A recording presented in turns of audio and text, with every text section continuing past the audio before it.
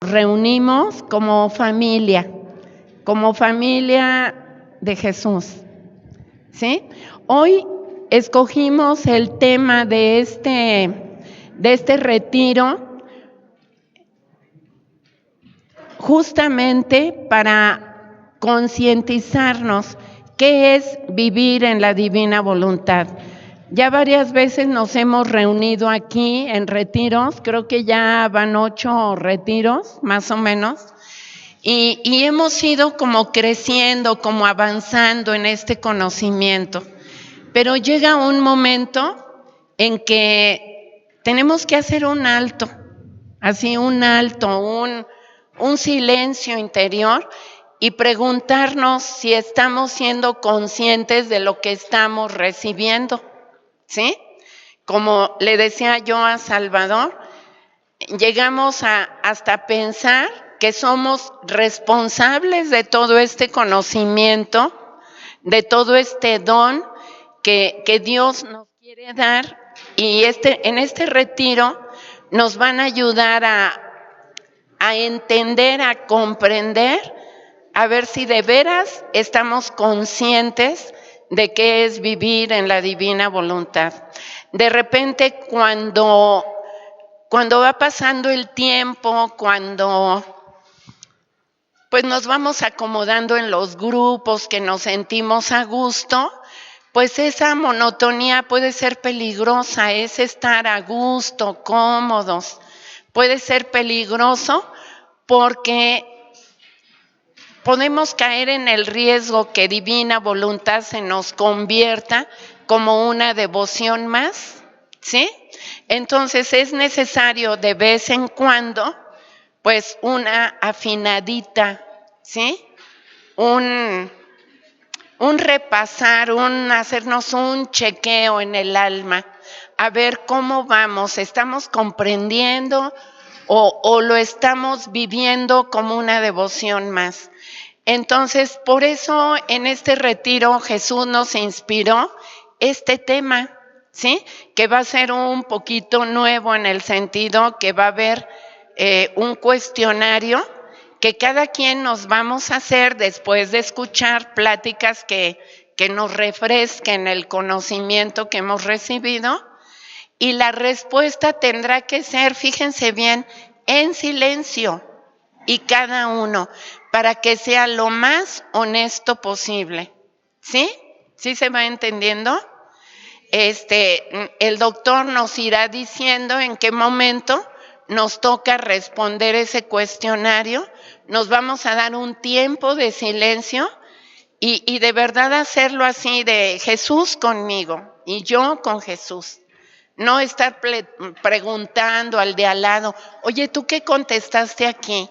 ¿Sí se entiende? O sea, tiene que ser algo bien honesto y es para nuestro propio bien. Esa es la finalidad de haber escogido ese tema para hoy. Y como siempre estamos seguros que será de mucho provecho, de mucha luz, de mucho provecho, y que va a dar el fruto, que el fruto lo da Jesús en nosotros y nosotros en Él. ¿Sí? Bueno, entonces empezamos. Ahora tenemos que nos acompaña el padre Daniel. Ahí luego se va a presentar él. Ahorita todo el mundo le ve la espalda, pero es un padre lindísimo que, bueno, si no en la Santa Misa, de mañana o en la adoración, hoy en la noche, ya lo conoceremos. Y como siempre, pues nuestro gran hermano y amigo Salvador Tomasini. Gracias.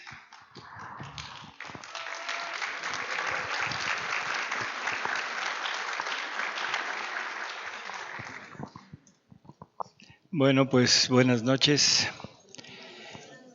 Y como decía Guille, el tema de hoy va a ser repaso, no es un tema. Ya ven que siempre que nos reunimos vamos abarcando temas diferentes y vamos tratando de ir subiendo en el conocimiento, penetrando cada vez más en este conocimiento de la divina voluntad. En este retiro lamento decirles que no va a ser así. No se escogieron temas específicos, no vamos a adentrarnos más en la divina voluntad, sino vamos a hacer esta toma de conciencia de si realmente se está viviendo o no la divina voluntad. Generalmente cuando empezamos la práctica de algo, de una práctica espiritual, a veces entramos primero por emoción, a veces entramos por gusto, a veces entramos por seguir a otras personas y poco a poco nos va gustando, nos va entrando este conocimiento y nos va emocionando. Y en la casi mayoría de las veces nos quedamos en el conocimiento. El conocimiento lo queremos cada vez más y esto es muy notorio con Luisa, no sé si estarán de acuerdo. Toda persona que lee los escritos de Luisa generalmente empieza a sentir hambre de saber más, hambre de penetrar y empezamos a leer y a leer y a leer y a leer y queremos leer los 36 volúmenes. Yo les he repetido muchas veces que nosotros tenemos una enorme desventaja en relación con Luisa. Luisa tenía a Jesús con ella y Jesús la iba deteniendo. A veces Luisa le decía, oye, ¿ya no me hablas de tu voluntad? Y entonces Jesús le decía, mira, ¿para qué te digo una verdad más si la anterior no la has pasado como naturaleza a tu alma? Así que primero pásala como naturaleza y después te digo otra verdad. Y mientras eso sucede, pues te hablo de otras cosas, te hablo de la virtud, te hablo de cosas mías, pero primero pasa como naturaleza la verdad anterior. Nosotros tenemos esta desventaja enorme, que nosotros, primero no tenemos a Jesús que nos detenga. No tenemos a Jesús a nuestro lado para que nos diga, calma, espérate, medita, haz. Pero la principal desventaja es que tenemos los 36 volúmenes ahí al lado. Y entonces el ansia de conocer, el ansia de saber, de ver qué más dice, eso es lo que nos impulsa a seguir leyendo y leyendo y leyendo sin haber profundizado y sin haber hecho vida las verdades anteriores. Esto se nota, esto no es algo que es dicho así nada más, esto se nota y eso es lo que yo quiero, lo que Guille quiere, que tomemos conciencia honradamente de si estamos en este punto o no, de si estamos en el punto de la emoción, en el punto del sentimiento, en el punto del gusto y ver si esto es mi vida, entre comillas, en la divina voluntad o realmente lo estoy haciendo vida. Así que vamos a tratar de penetrar en nuestras conciencias. Vamos a tratar de abrir un poquito este interior de cada uno de nosotros para ir descubriendo si en realidad estamos o no estamos en la divina voluntad. ¿Les interesaría el tema? ¿Sí? Y si no les interesa, pues ya ni modo, ya están aquí. O sea, ya no hay remedio. Así que vamos a empezar por lo más simple y por el principio. La santidad del vivir en la divina voluntad es la santidad más antigua que existe. La más antigua, porque es la misma santidad de Dios. Y Dios es eterno, por lo tanto es una santidad eterna. El modelo principal lo tenemos en Él. Y esta santidad de la divina voluntad empieza a manifestarse en la criatura, en la creación, en el primer hombre creado. en ese primer hombre que se llamaba Adán. Aquí yo quisiera hacer un pequeño paréntesis, para remarcar algo.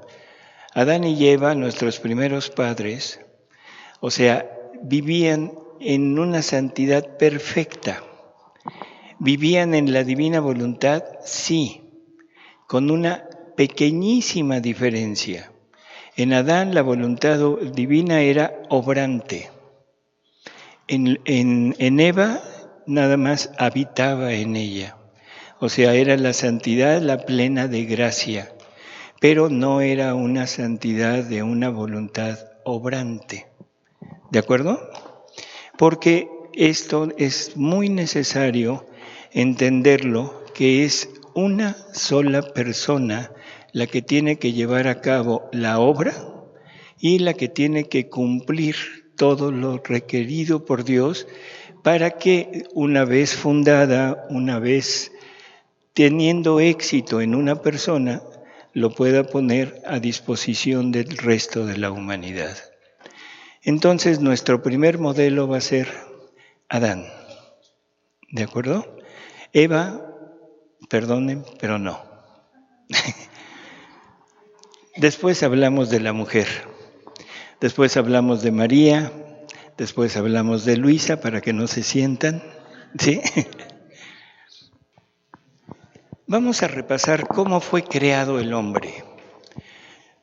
La primera frase que nos llama la atención, cuando menos a mí me llama poderosamente la atención, es: hagamos al hombre a imagen y semejanza nuestra. La hemos oído tantas veces que yo creo que nunca hemos penetrado en lo que quiere decir. A imagen y semejanza nuestra.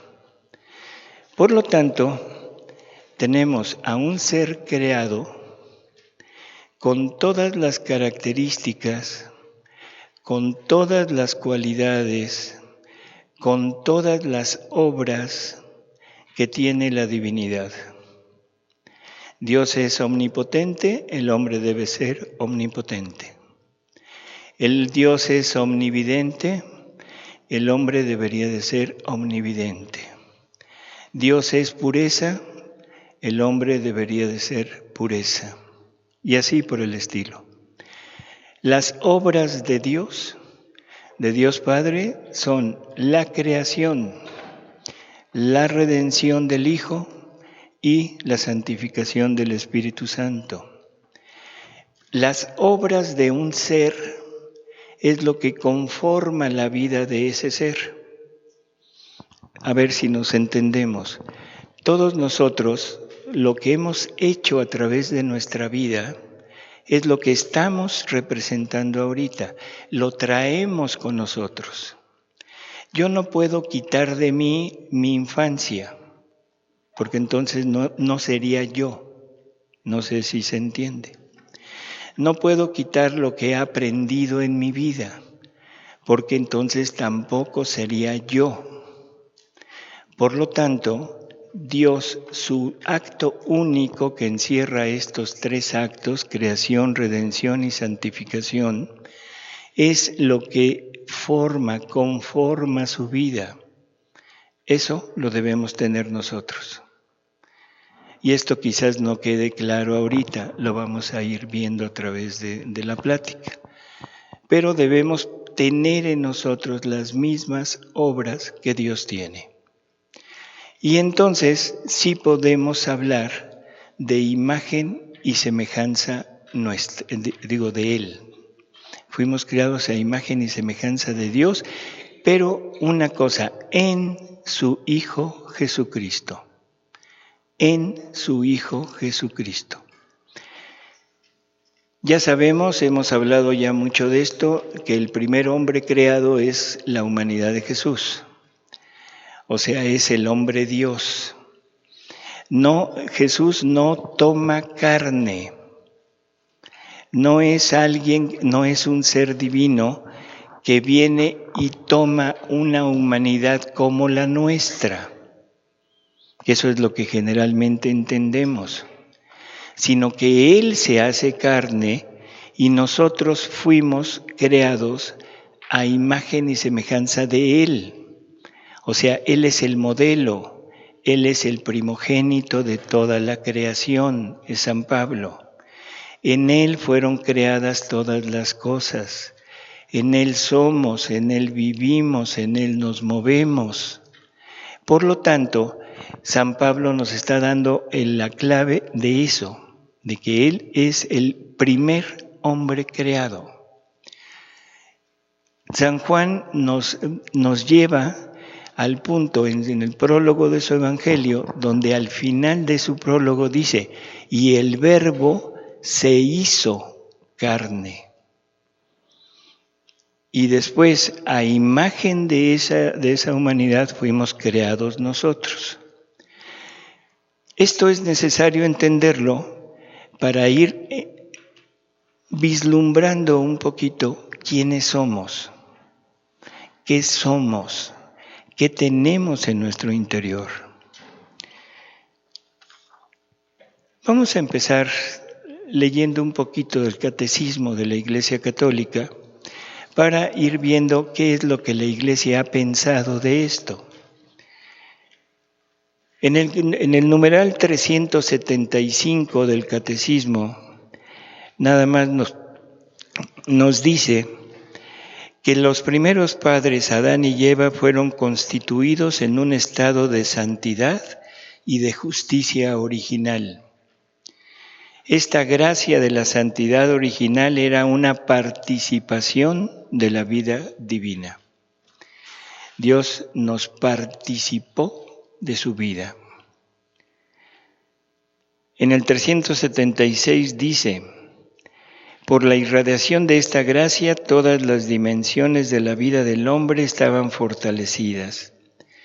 Mientras permaneciera en la intimidad divina, el hombre no debía ni morir, ni sufrir. La armonía interior de la persona humana, la armonía entre el hombre y la mujer, y por último, la armonía entre la primera pareja y toda la creación, constituía el estado llamado justicia original. ¿Se va entendiendo? En el 377 dice, el dominio del mundo que Dios había concedido al hombre desde el comienzo se realizaba ante todo dentro del hombre mismo, como dominio de sí mismo. Esto es muy interesante y muy importante. Todas las prerrogativas, todos los dones, todo lo que le participó Dios al hombre, la primera finalidad era que el hombre se dominara a sí mismo, que el hombre tuviera un orden en él y tuviera un don, ese don de la inseparabilidad con Dios, el don de la unidad con Dios y el don de estar todo él en congruencia con lo que había sido creado. Por lo tanto, en el hombre no había luchas interiores. Adán no tenía problemas en su interior. Adán no estaba traumado porque su mamá le hubiera hecho algo. No tenía mamá, pero bueno. O sea, no tenía daños interiores. Era una unidad completa con Dios. Por lo tanto, el hombre no tenía nada en su interior que hiciera mella a su vida de santidad divina. El dominio de sí mismo, el hombre estaba íntegro y ordenado en todo su ser por estar libre de la triple concupiscencia. Ya sabemos que la concupiscencia es la tendencia al mal y que esa entró después de la culpa. En el 295 dice, ha querido participar a las criaturas de su ser, de su sabiduría y de su bondad. En el 460 dice, el Verbo se encarnó para hacernos partícipes de la naturaleza divina.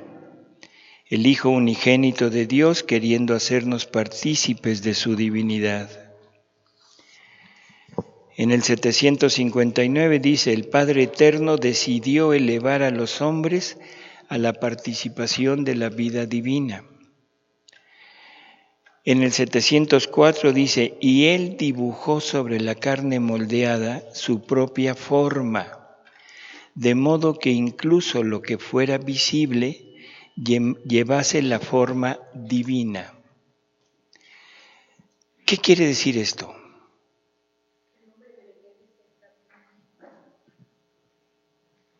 ¿Qué quiere decir?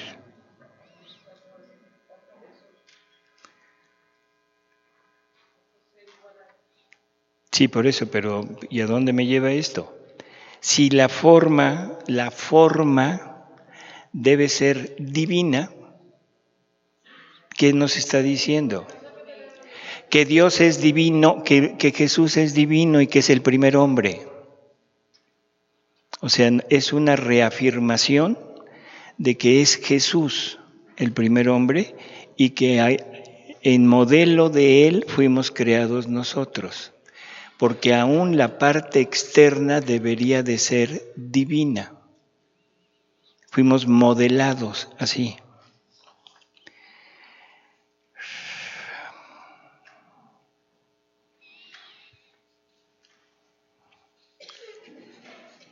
El hombre es predestinado a reproducir la imagen del Hijo de Dios hecho hombre. Debemos vivir todas las obras de Jesús, debemos tomarlas como nuestras. En el 521 del Catecismo dice, todo lo que Cristo vivió hace que podamos vivirlo en Él y que Él lo viva en nosotros. Y el Hijo de Dios tiene el designio de participar y de extender y continuar sus misterios en nosotros y en toda su Iglesia. Para no seguir así, vamos a resumirlo. Quiere compartirnos su ser, su naturaleza, su divinidad, su vida divina, su apariencia, sus actos, su sabiduría, su bondad. ¿Qué nos está diciendo? Todo lo que es de Dios es del hombre. Y así es como el hombre es creado a imagen y semejanza. Ese es el verdadero hombre. Ese es el verdadero hombre y no lo que nosotros somos. No lo que nosotros somos. Nosotros no somos hombres. Me refiero a familia humana, no a género, sino a ser humano. ¿Se entiende eso? ¿Por qué? Porque si el modelo es Jesús, entonces para poder compararnos con Él y saber si somos hombres, deberíamos de ser exactamente iguales que Él, pero no lo somos.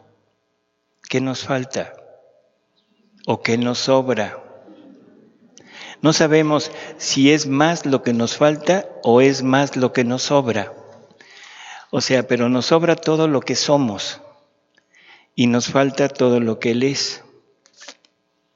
¿Qué nos falta?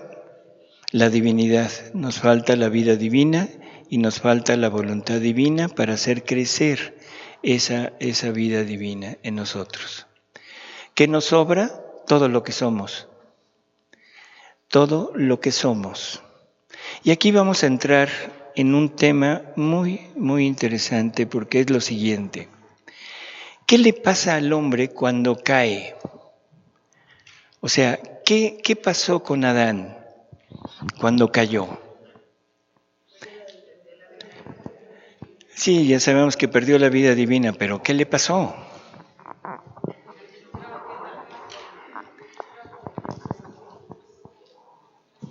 En la actualidad, nosotros hablamos mucho de el yo, del superyo, del ego. ¿Sí han oído esas cosas? Del subconsciente, del inconsciente. ¿Sí? Y podríamos enumerar bastantes divisiones que han supuesto que tenemos en nuestro interior. Y yo les pregunto, ¿Jesús tendrá un inconsciente? ¿Jesús tendrá un subconsciente que le está recordando las regañadas que le daba María? ¿Jesús habrá tenido que sanarse de algo en su interior? ¿No? ¡Qué raro! ¿Jesús habrá tenido algún problema en su crecimiento que lo dejó traumado? ¿No? Cuando el hombre cae, Adán era íntegro en totalidad, íntegro. Adán era imagen y semejanza de Jesús. Cuando Adán cae, se quita esta vida divina con todos los dones que contiene. Y esos dones, uno de los principales dones es el orden, la integridad en sí mismo, o sea, una integridad con todo lo que tiene de la vida divina y la vida humana, haciendo una sola cosa en él. Se pierde aquello y se queda nada más con su voluntad humana. Y se queda con la culpa de haber fallado, se queda con toda esa nueva creación que tiene a su alrededor, que ya no le sirve. Antes le servía, antes estaba a su disposición, ahora ya no. Y sobre todo, cuando Adán y Eva encuentran a Abel muerto, no sé si se han alguna vez imaginado qué sienten en su interior. Allí es cuando se dan cuenta de lo que es irremediablemente morirás, aunque lo están conociendo nada más en la parte física. Todavía no tienen idea de lo que es la parte espiritual, la muerte espiritual. Todo esto, toda esta culpa, toda esta serie de experiencias de Adán nuevas, su voluntad humana no las puede manejar. Su voluntad humana no tiene la capacidad de poder enfrentarse a ese mundo, y entonces empieza a haber este resquebrajamiento en el interior de Adán y empieza a esconder cosas que le pueden dañar, a esconder cosas que no quiere recordar, y empieza a nacer ese super yo, ese yo interior, un yo interior que es producto de la concupiscencia, porque el principal resultado de la concupiscencia es la aparición del yo. No sé si se dan cuenta. Por eso Jesús le dice a Luisa en el libro 1, ahora después de haberte desapegado de todo, ahora vamos a los hechos. Ahora no se trata de destruir el mundo exterior, se trata de destruir tu yo. Ese yo que nació con la concupiscencia, ese yo es el que vamos a destruir. ¿Y qué le dice Jesús cuando le está insinuando de que tiene que desapegarse de todo? De todo. ¿Qué será? ¿De todo qué? ¿De las cosas exteriores? ¿Sí?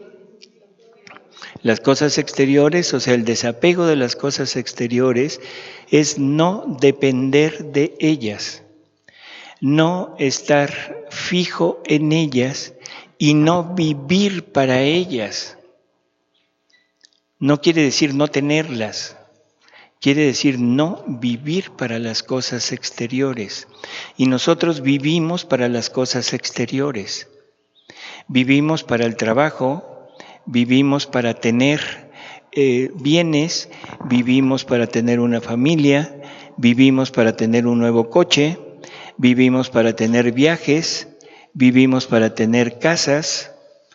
¿Sí? Esa es nuestra vida. Estamos apegados a eso. Y viene lo peor, estamos apegados a las personas, estamos apegados a los sentimientos de las personas.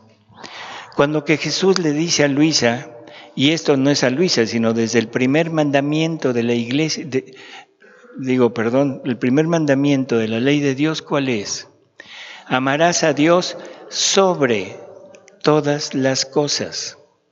Y lo hemos interpretado como que el amor a Dios debe ser el primero y los otros un amor más abajo. Así es como lo hemos interpretado. Terrible error. Sobre todas las cosas, debo amar a Jesús sobre mi mamá, sobre mi papá, sobre mi hijo, sobre mi hija, sobre el prójimo. Por eso Jesús le enseña a Luisa y le dice, ahora te voy a enseñar cómo debes tratar a todo el mundo y cómo me vas a amar primero a mí en todo el mundo, viéndome a mí en ellos.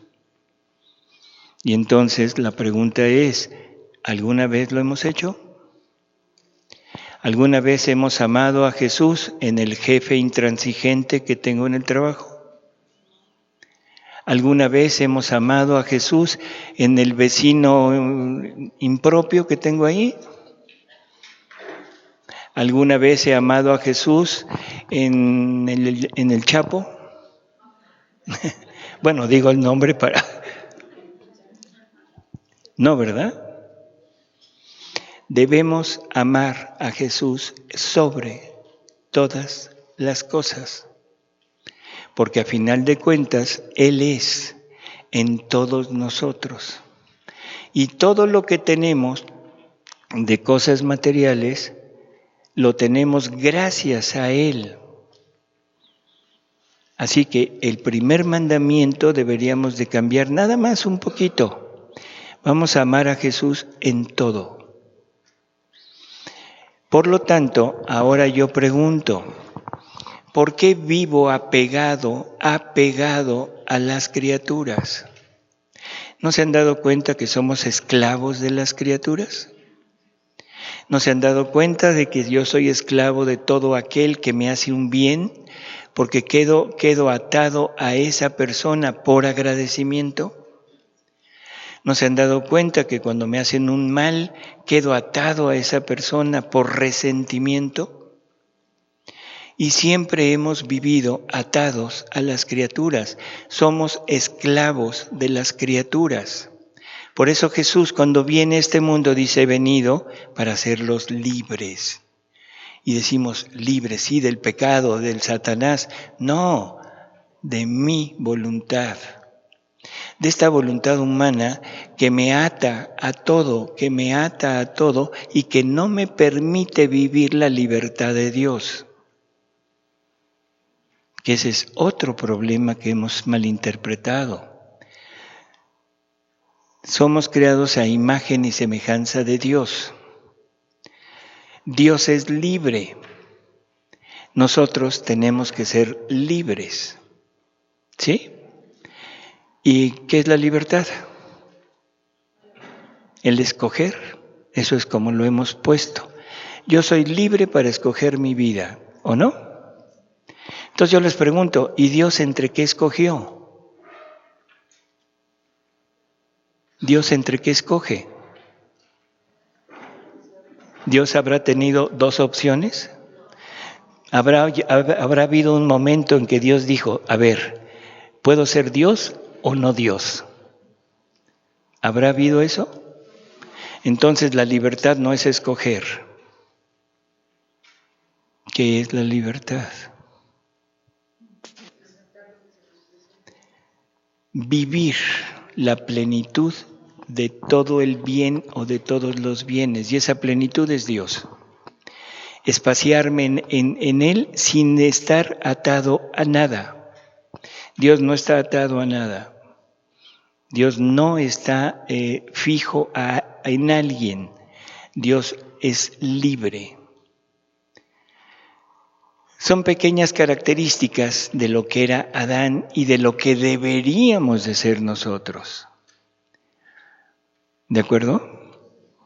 Entonces ya llevamos puntos, yo creo que importantes. Ese resquebrajamiento, esa división en mi interior, todo ese subconsciente, inconsciente, yo, ego, super yo, son puros efectos del pecado original.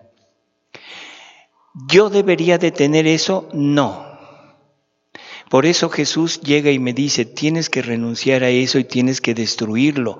No porque quiera destruir lo que Él creó, sino porque quiere reintegrar al hombre a lo que Él creó y quitar todas las porquerías que tenemos en nuestro interior. Porque no estamos llenos más que de puras porquerías. Porque ese subconsciente y ese inconsciente nos hacen la vida imposible. Ese yo me hace la vida imposible y me frustra a cada momento, porque el yo siempre quiere sobresalir, pero el mundo a veces no me deja. Y por eso es que vivimos casi siempre frustrados, aunque aparentemente decimos que estamos viviendo, wow. Jesús viene a liberarme y me dice, tienes que destruir todo eso para que yo pueda entrar nuevamente en ti.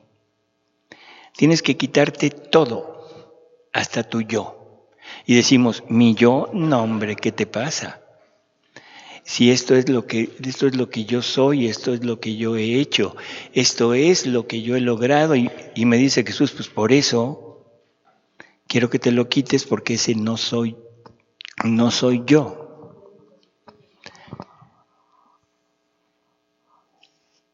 Seguimos con la idea de cómo creó Dios al hombre. Ya oímos el catecismo.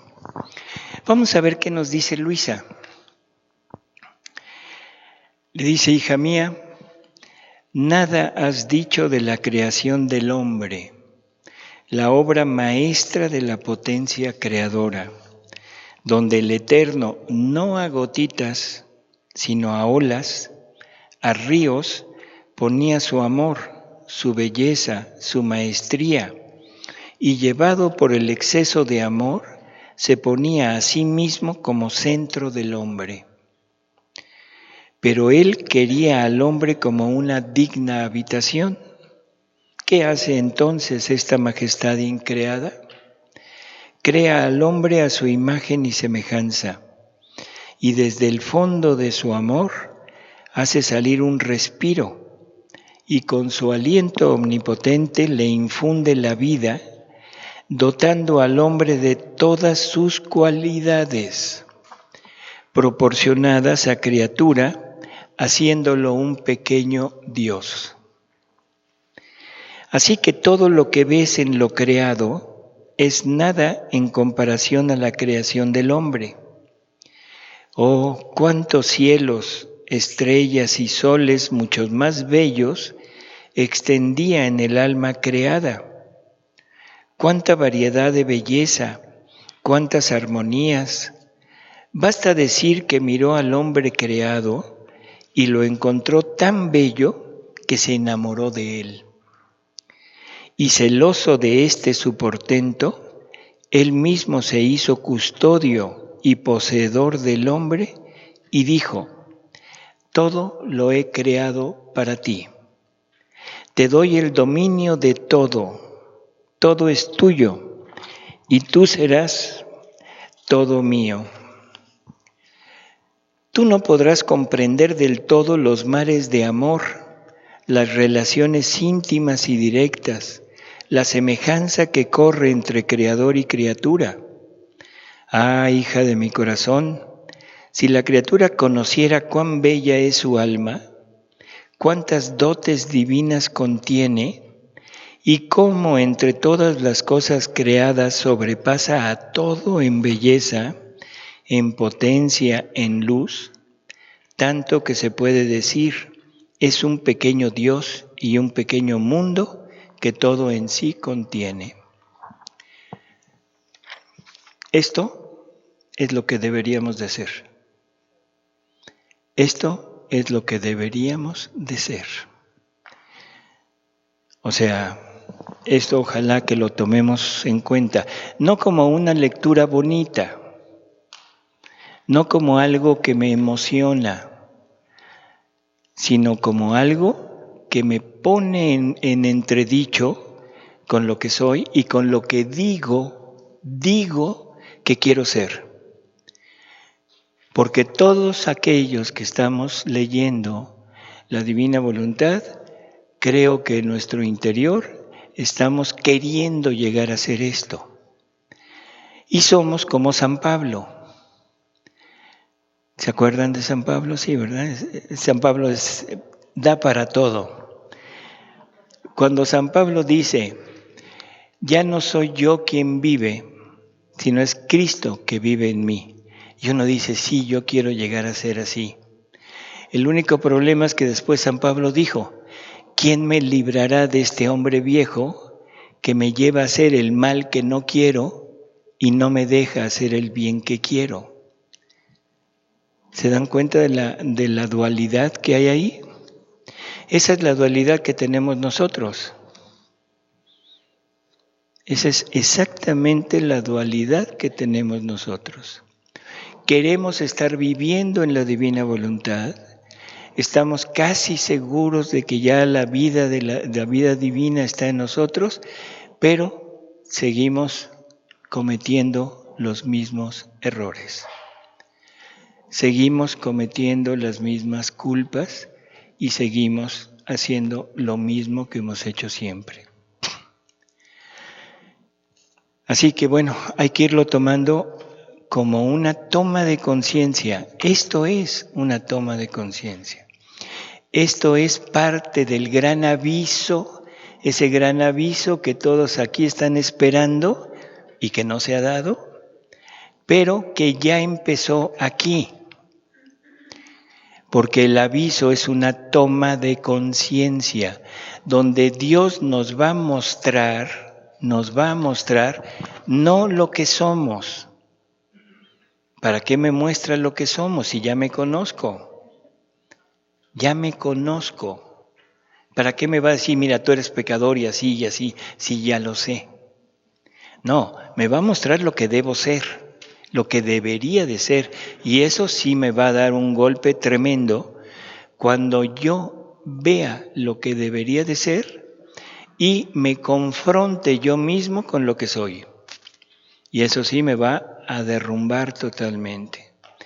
Así que esta toma de conciencia que Jesús nos anuncia en los escritos cuando dice, en esta tercera renovación, ¿se acuerdan? Yo he renovado el mundo 3 veces. La primera con el diluvio, la segunda con mi venida a la tierra y esta tercera donde seré más magnánimo y mostraré cómo interactuaba mi humanidad con mi divinidad, cómo todo quedaba unido y trabajaba junto mi voluntad humana con mi voluntad divina. ¿Y para qué se muestra? ¿Nada más para lucirse? ¿Para decir, mírenme, este soy yo? No, para cumplir el Evangelio y para cumplir lo que San Juan nos dejó dicho. El Evangelio es aquello de, todavía tengo mucho que decirles, pero ahorita no pueden. San Juan nos dice, ya somos hijos de Dios, pero lo que debemos ser todavía no lo conocemos. Pero cuando Él se manifieste, entonces voy a saber qué debo ser, porque lo veré tal cual es. Así que esta revelación de la divina voluntad es esa toma de conciencia que estamos empezando a tener para ir descubriendo quién debería de ser. Y ahorita estamos por la superficie. Un poco más adelante en las pláticas vamos a entrar en cosas más concretas para ir viendo que no somos lo que pensamos, que todo lo que tenemos en nuestra mentecita es así como nebuloso, porque no estamos cumpliendo todo lo que Jesús quiere de nosotros. En el paraíso, Adán no tenía leyes, no le dieron leyes, no le dieron sacramentos, no le dieron nada. ¿Por qué? Porque la vida divina estaba en Él en plenitud. Y todo lo que conocemos como iglesia, toda la iglesia con todos los dones, con todos los sacramentos que contiene, no son más que camino para llegar otra vez a este punto de origen. No es finalidad. La finalidad de Jesús no fue salvarnos. La finalidad de Jesús no fue el perdón. La finalidad de Jesús es la restitución del ser humano a su punto de origen. Para eso necesitaba pasar por lo anterior. El perdón, sí se necesitaba el perdón, pero por favor que se entienda qué perdón es el que se está dando. ¿De qué hablamos o qué entendemos cuando decimos que Jesús nos vino a otorgar el perdón, a conseguir el perdón?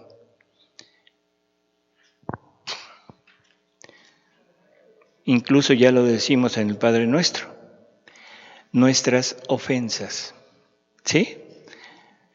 Y cabe preguntar, ¿será cierto?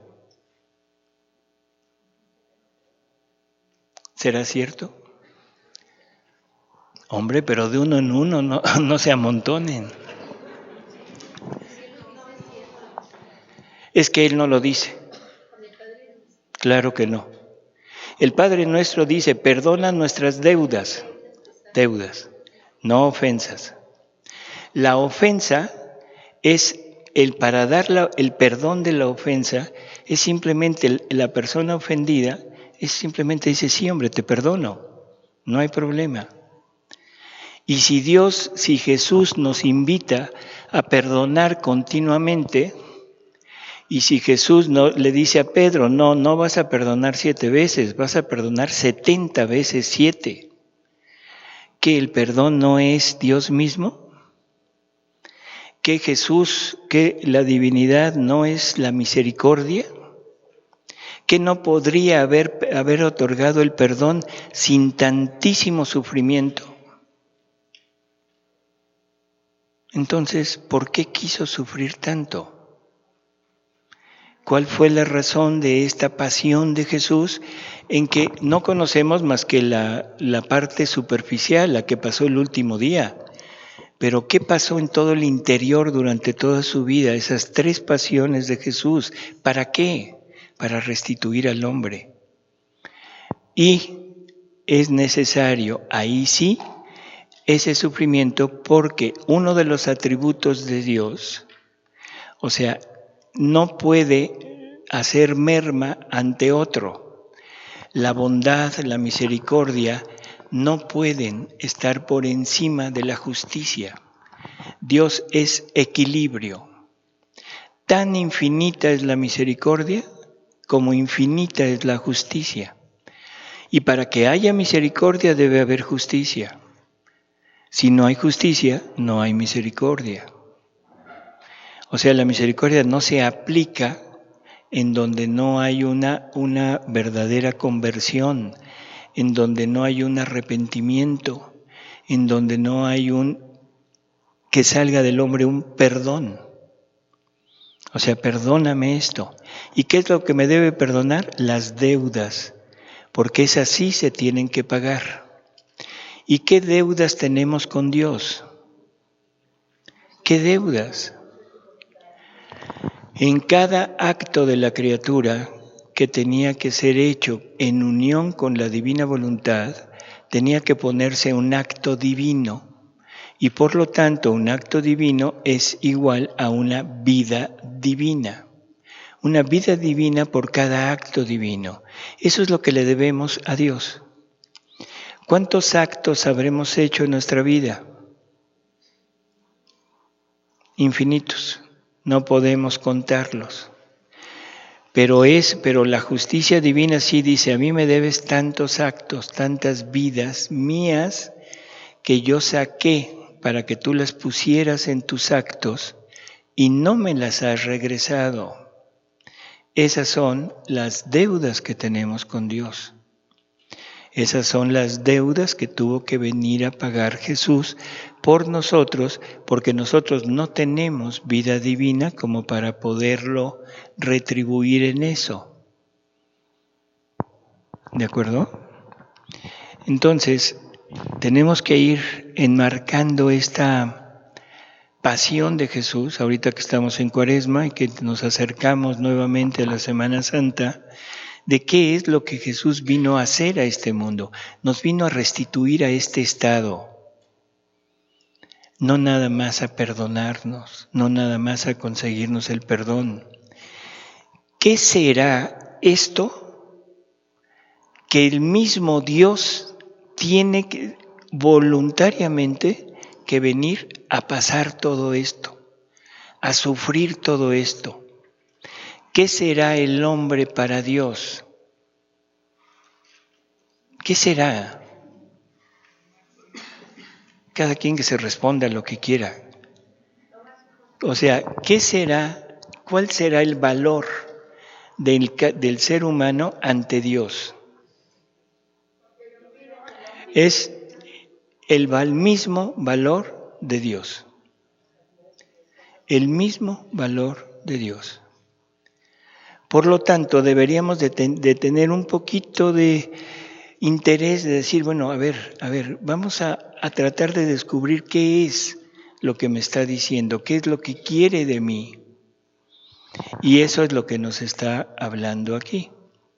Así que vamos a seguir con estas lecturas para ir entendiendo qué es el primer hombre.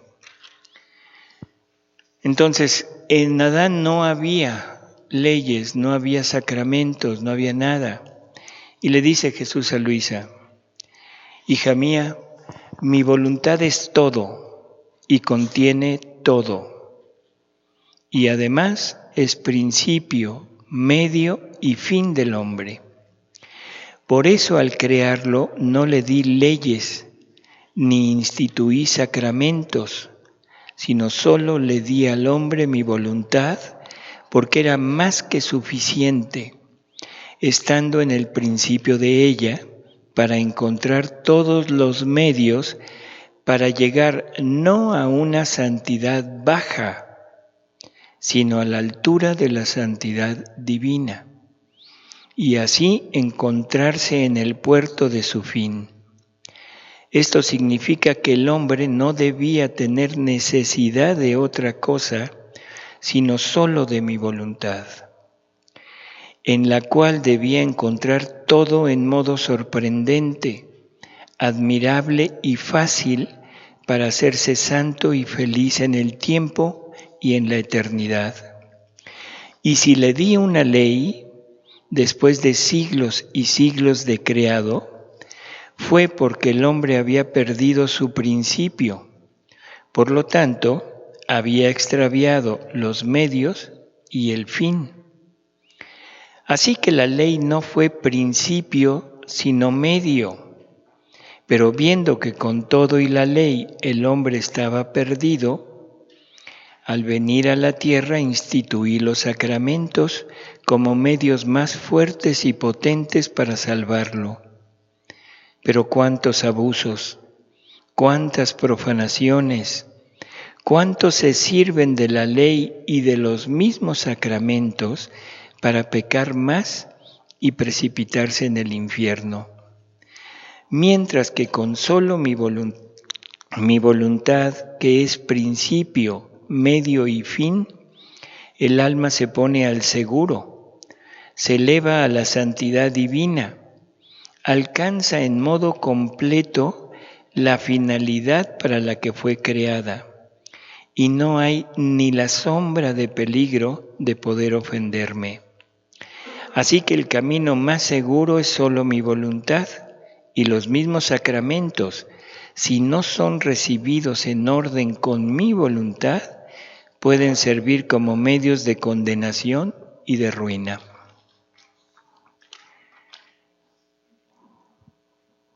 Solo su voluntad.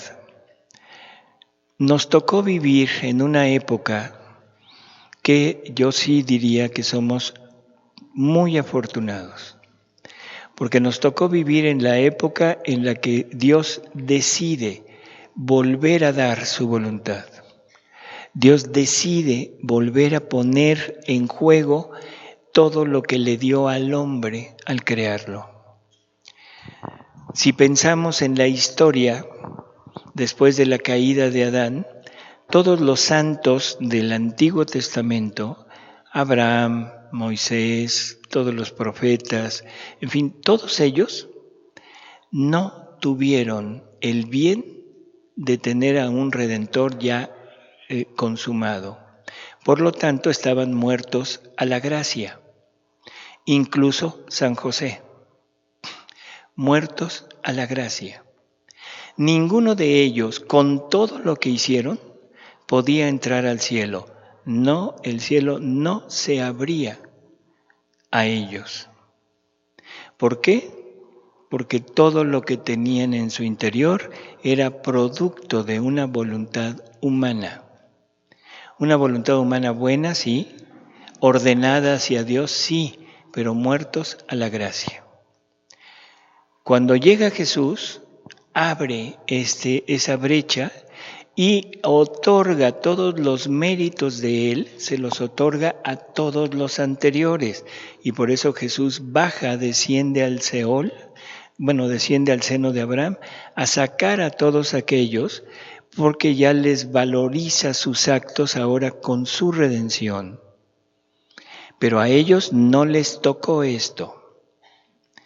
Los apóstoles y todos los que hemos vivido en estos 2000 años, 2000 más o menos, o sea, unos cuantos, no importa, hemos vivido de la redención, hemos vivido del perdón, hemos vivido de la salvación, hemos vivido a expensas de todo lo que Jesús nos dejó, los sacramentos, todas las gracias, todos los dones que nos han dado, todo lo que la Iglesia nos otorga, todo lo que el Espíritu Santo nos ha ido guiando y nos ha ido instruyendo, pero no les tocó llegar a vivir en la divina voluntad. Y ahora a nosotros nos toca esta inmensa gloria y ventaja. Ahora ya están los escritos. Ahora ya está el reino fundado, el reino ya se fundó en Luisa. Un reino que se debería de haber fundado en Adán, se vino a fundar hasta ahora en Luisa. Ya tenemos acceso a esto y seguimos atados a lo anterior.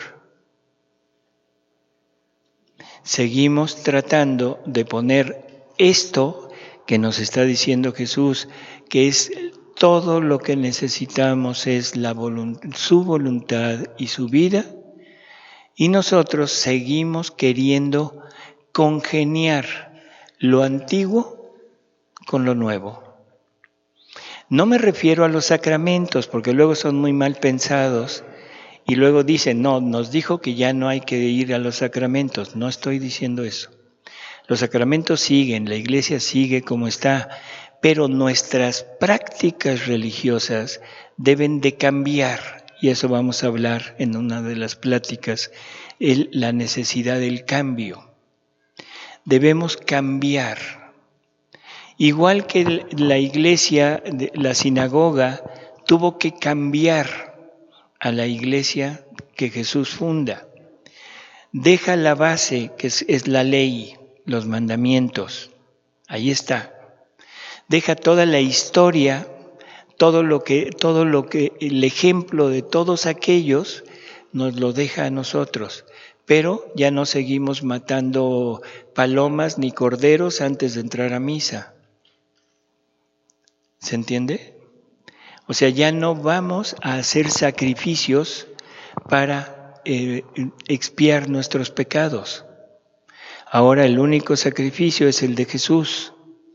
Ahora Él es el que tiene que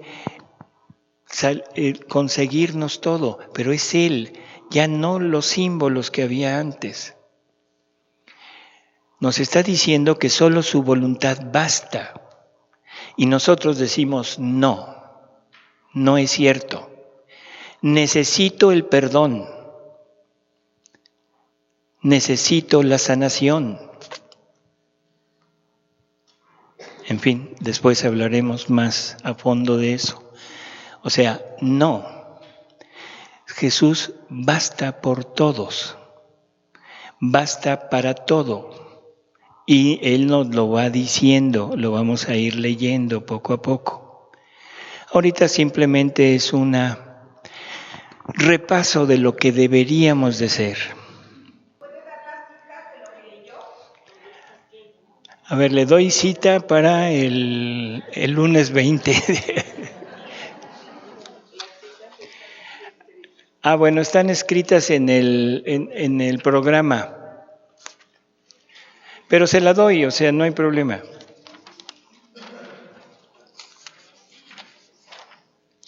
Es 17.1, 12.87,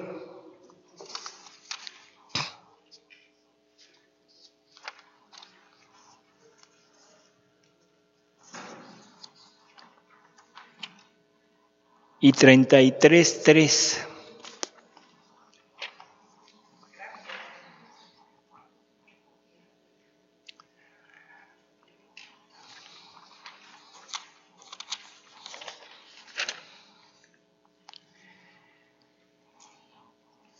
En cuanto Adán es creado, que aquí también vale la pena remarcar, ya lo hemos hablado mucho, pero vamos a recordarlo.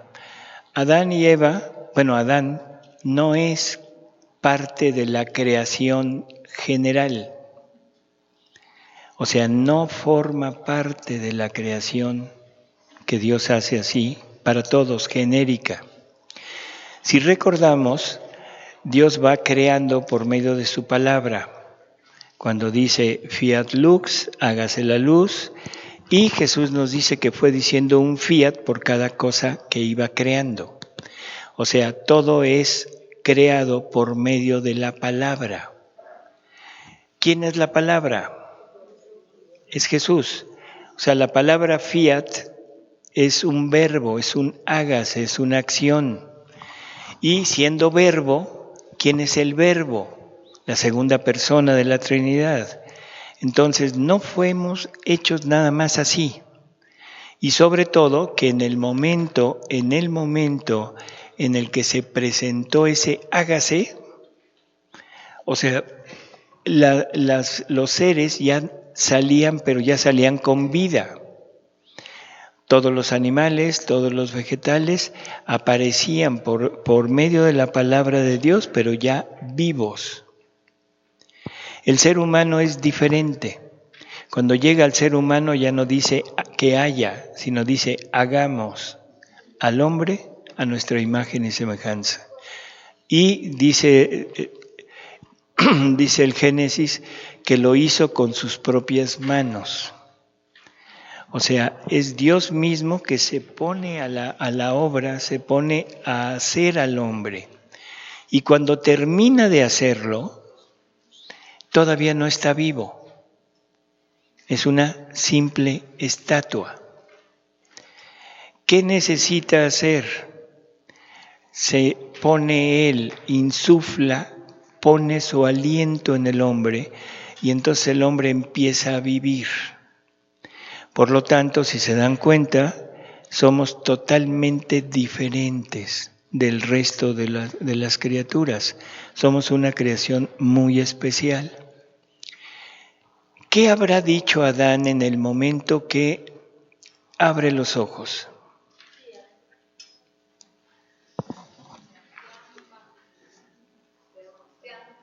Te amo. Vamos a leerlo porque esto es también especial. Dice, apenas Adán sintió la vida, el movimiento, la razón, vio a su Dios ante él, comprendió que él lo había formado, sentía en sí, en todo su ser, todavía frescas las impresiones, el toque de sus manos creadoras, y agradecido en un ímpetu de amor, pronunció su primera palabra. Te amo, Dios mío, Padre mío, autor de mi vida. Si se fijan, en estas tres cosas está expresando un conocimiento total de lo que es la divinidad. La divinidad es Padre, la divinidad es Creador y la divinidad es Dios. Eso es producto de esa vida interior que tiene, que es la vida de la divina voluntad, y que esa vida es la que deberíamos de tener nosotros. Por lo tanto, nosotros deberíamos de tener el pleno conocimiento de quién es Dios, de cuáles son sus características y cuál es la relación de Dios con nosotros. Dice, pero no fue solo la palabra, sino que el respiro, el latido, las gotas de su sangre que corrían por sus venas, el movimiento, todo su ser unido a coro dijeron, te amo, te amo. ¿Qué está diciendo? Que la vida de la divina voluntad se movía en todos los actos de la criatura y en todos los actos de la criatura se repetía esa lección de amor, de te amo, porque en el te amo está encerrado todo. O sea, en el te amo es todo Dios que está encerrado y toda la creación y todo lo que existe se pone en ese acto para decirle a Dios te amo. Eso deberíamos de ser nosotros. En cada acto de nuestra vida, en cada respiro, en cada latido, en cada parpadeo. Dice así que la primera lección que aprendió de su Creador, la primera palabra que aprendió a decir, el primer pensamiento que tuvo vida en su mente, el primer latido que formó en su corazón fue te amo. Se sentía amado y amó. Podría decir que su te amo no terminaba jamás. Fue tan prolongado que solo fue interrumpido cuando tuvo la desgracia de caer en pecado. Era nuestro amor, creado por nosotros en la criatura que nos decía te amo. Y aquí ya puso otro punto. Él pone todo su amor, lo pone en la criatura. ¿Qué es el amor de Dios? Según San Juan es Dios mismo. Dios es amor. Entonces Dios se pone en la criatura y la criatura tiene que responder con esta divinidad que ya le fue puesta en su interior. Ahora, desde esta divinidad tiene que responderle a la divinidad. Esa es la correspondencia. La correspondencia no es decirle a Dios te amo desde mí. Eso no tiene sentido. No tiene repercusión en Dios. Tiene que ser un te amo, pero un te amo divino. En cuanto oímos decir te amo, nosotros le repetimos te amo. Pero en nuestro te amo hicimos correr en todo su ser la vida obrante de nuestra divina voluntad. Así que encerramos en el hombre, como dentro de nuestro templo, nuestra voluntad para que encerrada en el círculo humano, mientras permanecía en nosotros, obrara cosas grandes y fuera ella el pensamiento, la palabra, el latido, el paso, la obra del hombre. La divina voluntad debería de ser todo en nosotros. Por lo tanto, no debería de haber lugar para pensamientos humanos. No debería de haber lugar para pensamientos que no fueran hacia Él. No debería de haber lugar para temores. No debería de haber lugar para angustias, para afanes, para todo esto en donde estamos encerrados en nuestra vida, porque no vivimos en la divina voluntad. ¿Se entiende? Dice, fuera ella el pensamiento, la palabra, el latido, el paso, la obra del hombre. Nuestro te amo no podía dar cosa más santa, más bella, más potente que pudiera formar la vida del Creador en la criatura, que nuestra voluntad obrante en él. Ve entonces cómo el principio de la vida de Adán Fue un acto pleno de amor hacia Dios, de todo su ser. Qué lecciones sublimes, cómo el principio del amor debía correr en todo lo obrado por la criatura. Y mientras lo instruía, le comunicaba la vida de ella y la ciencia infusa de qué significaba nuestro fiat divino, y cada vez que nos decía te amo, nuestro amor le preparaba otras lecciones más bellas sobre nuestro querer. Bueno, es tiempo, Guille. Hemos ido rápidamente repasando lo que Dios creó en el hombre. Poco a poquito vamos a ir profundizando, pero sobre todo profundizando en lo que el hombre es en la actualidad, en lo que el hombre es en este momento y lo que nosotros hacemos en él.